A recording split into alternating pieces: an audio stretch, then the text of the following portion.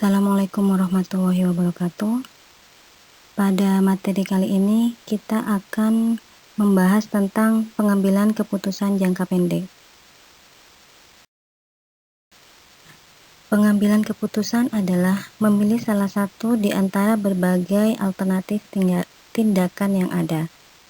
Pemilihan ini biasanya menggunakan dasar ukuran tertentu, apakah profitabilitas atau penghematan kos. Keputusan-keputusan yang diambil memerlukan adanya informasi. Semakin tinggi kualitas informasi, semakin tinggi kualitas keputusan yang diambil. Jadi, kualitas informasi berbanding lurus dengan kualitas keputusan yang diambil. Informasi akuntansi manajemen menyediakan informasi kuantitatif. Meskipun informasi yang dibutuhkan oleh manajemen juga informasi kualitatif.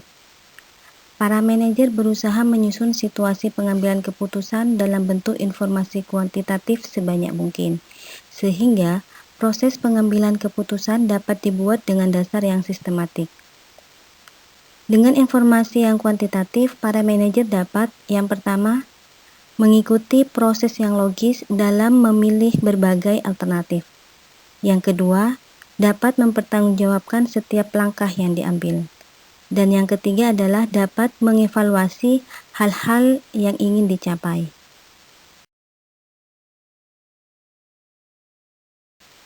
Berikut ini adalah alur proses pengambilan keputusan. Yang pertama yaitu kita harus menentukan masalah penekanan pada tujuan yang ingin dicapai. Jadi, apa yang ingin kita capai, prioritas-prioritas apa saja yang harus kita prioritaskan pada tujuan yang ingin kita capai. Setelah itu, kita mengidentifikasi berbagai alternatif tindakan. Jadi, tidak hanya satu tindakan saja yang akan dilakukan oleh perusahaan untuk mengambil keputusan, tetapi perusahaan juga harus mempunyai alternatif pilihan, alternatif solusi untuk mengambil keputusan. Yang selanjutnya yaitu kita harus menggali sebanyak mungkin informasi-informasi yang relevan yang sesuai dengan apa yang ingin kita capai. Setelah itu baru kita membuat keputusan. Pada saat pengambilan keputusan banyak hal yang harus dipertimbangkan atau diperhatikan. Salah satunya adalah etika. Untuk keputusan yang sifatnya jangka pendek, etika menjadi hal yang sangat diperhatikan karena berhubungan dengan pengimplementasian keputusan yang diambil. Dan pengorbanan sasaran jangka panjang kadangkala menjadi korban untuk hasil jangka pendek. Informasi kos relevan sangat bermanfaat dalam proses pengambilan keputusan yang taktis. Keputusan yang taktis ini adalah keputusan yang sifatnya jangka pendek. Kos yang relevan adalah biaya masa yang akan datang yang berbeda besarannya pada setiap alternatif. Kos yang relevan ini berhubungan dengan masa yang akan datang dan jumlah biayanya itu harus berbeda dari alternatif yang satu ke alternatif yang lain. Berikut ini adalah pengertian-pengertian tentang berbagai macam biaya. Salah satunya yaitu yang pertama tentang differential cost. Differential cost adalah perbedaan kos relevan antara dua alternatif atau lebih. Kemudian unavoidable cost adalah kos yang tidak akan berbeda di antara berbagai keputusan, baik terjadi di masa lalu maupun yang akan terjadi di masa yang akan datang. Sedangkan sunk cost adalah cost di masa yang lalu. Kemudian opportunity cost adalah manfaat atau benefit atau keuntungan yang dikorbankan karena menolak satu alternatif sementara menerima alternatif yang lain. Contoh dari cost relevan adalah misalnya biaya tenaga kerja. Untuk biaya tenaga kerja, alternatifnya adalah bisa membeli atau membuat. Kemudian ada kos yang tidak relevan. Kos tidak relevannya itu apa?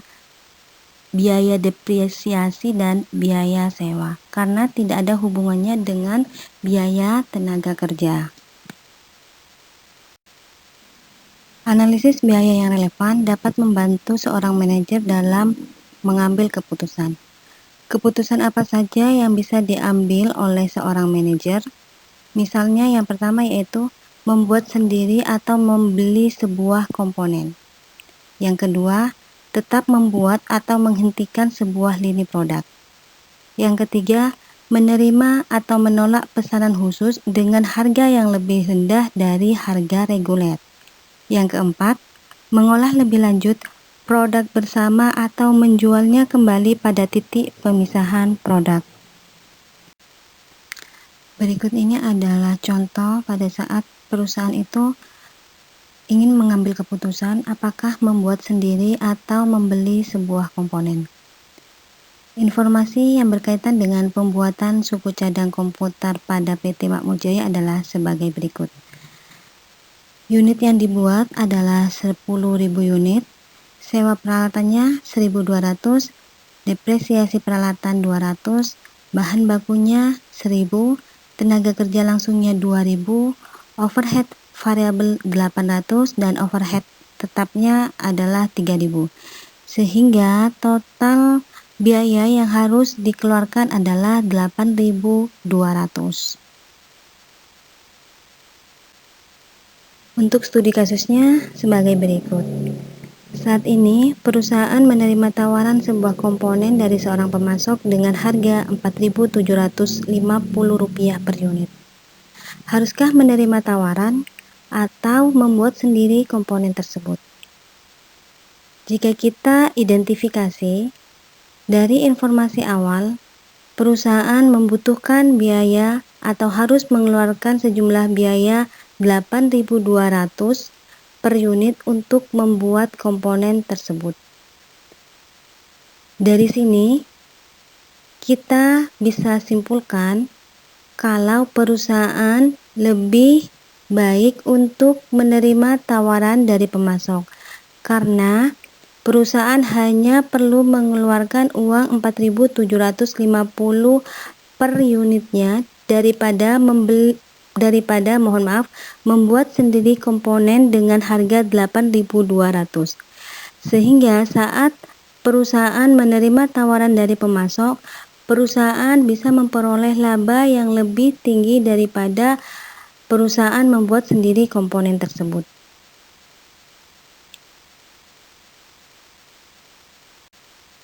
Untuk studi kasus yang kedua, yaitu seandainya dari fasilitas produksi yang menganggur disewakan sebesar Rp3.750.000 per tahun, manakah alternatif yang terbaik yang dapat direkomendasikan kepada manajer? Kita lihat dari informasi yang sebelumnya, yaitu ketika perusahaan membuat sendiri komponennya, maka perlu mengeluarkan biaya sebesar Rp8.200.000. Ketika fasilitas produksi yang nganggur disewakan sebesar Rp3.750.000 per tahun, berarti perusahaan akan menerima pemasukan dari hasil persewaan fasilitas produksinya, sehingga biaya produksi yang semula Rp8.200.000 akan berkurang karena ada pemasukan sebesar Rp3.750.000.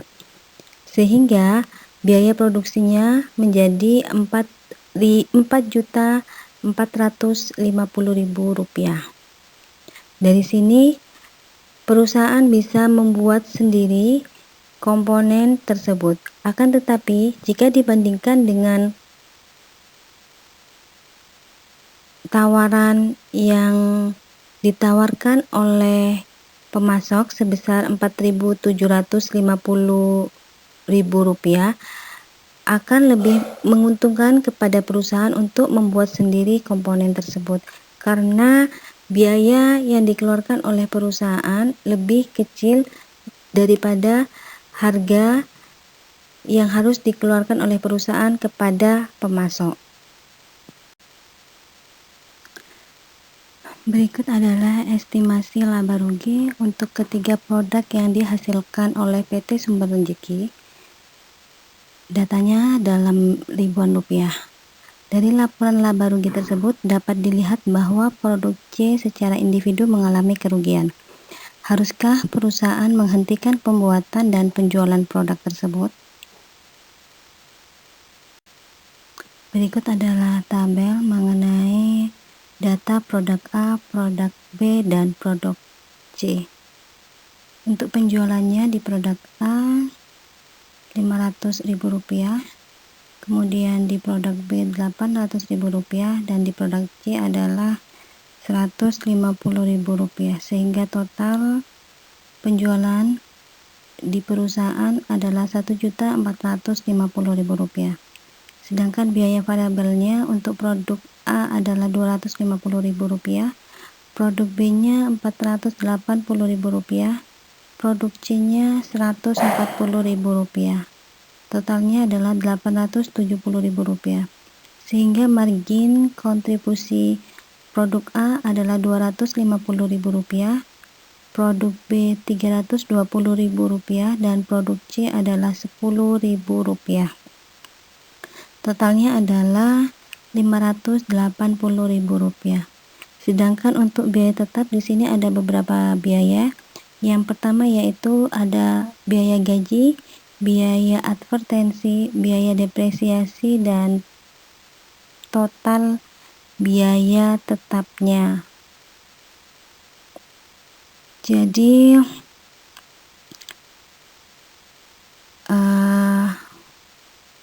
setelah dijumlah, total biaya tetap untuk produk A-nya itu Rp100.000, untuk produk B-nya Rp90.000, dan produk C-nya itu adalah Rp55.000. Total keseluruhan untuk biaya tetap dari produk A, produk B, dan produk C adalah Rp245.000. Untuk produk A, laba yang dihasilkan adalah Rp150.000 dan produk B adalah Rp230.000. Akan tetapi di produk C mengalami kerugian sebesar Rp45.000. Secara total, jika dijumlah produk A, produk B, dan produk C, maka perusahaan mengalami keuntungan sebesar Rp335.000.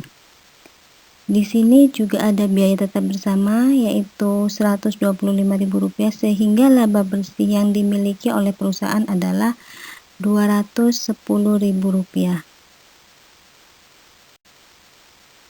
Studi kasusnya adalah penghentian produk C akan menurunkan penjualan produk A sebesar 10% dan produk B sebesar 8%. Hal ini terjadi karena biasanya pelanggan membeli produk C bersama-sama dengan produk A atau produk B. Dengan menerima informasi ini, apakah manajer akan memutuskan menghentikan produk C atau tetap membuat produk tersebut? Sebelum mengambil keputusan, lebih baik kita menganalisis terlebih dahulu penurunan hasil penjualan di produk A dan produk B. Karena penurunan hasil penjualan di produk A dan produk B akan mengakibatkan berkurangnya laba segmen dari produk A dan produk B itu sendiri. Yang pertama yang harus kita hitung dan kita analisis adalah produk A. Jika di awal produk A bisa menghasilkan laba segmennya Rp150.000, maka jika produk C itu dihentikan, laba segmen yang diperoleh di produk A hanya Rp100.000. Rp100.000 ini berasal dari penjualan produk A yang semula Rp500.000 berkurang menjadi Rp450.000, sehingga margin kontribusinya menjadi Rp200.000. Margin kontribusi ini dikurangi total biaya tetap Rp100.000 menjadi Rp100.000. Sedangkan di produk B yang awalnya laba segmennya adalah Rp230.000, akan tetapi karena ada penurunan tingkat penjualan sebesar 8%, ada penurunan juga di laba segmennya. Laba segmennya menjadi Rp166.000. Rp166.000 ini berasal dari penjualan produk B yang semula Rp800.000 menjadi Rp736.000, sehingga margin kontribusinya adalah 256. Margin kontribusi dikurangi total biaya tetap yaitu Rp90.000, maka laba segmennya adalah Rp166.000. Rp166.000 ini ditambah dengan laba segmen di produk A sebesar Rp100.000, sehingga laba segmen produk A dan produk B adalah 256.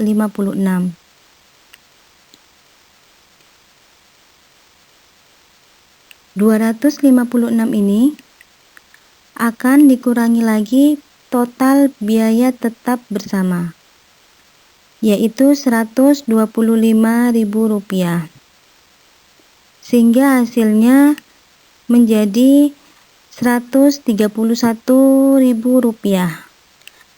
Saat produk C diproduksi, total keuntungan perusahaan adalah Rp210.000.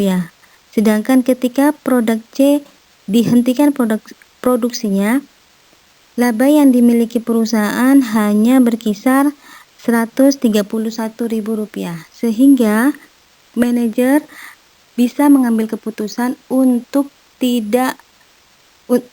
untuk tetap memproduksi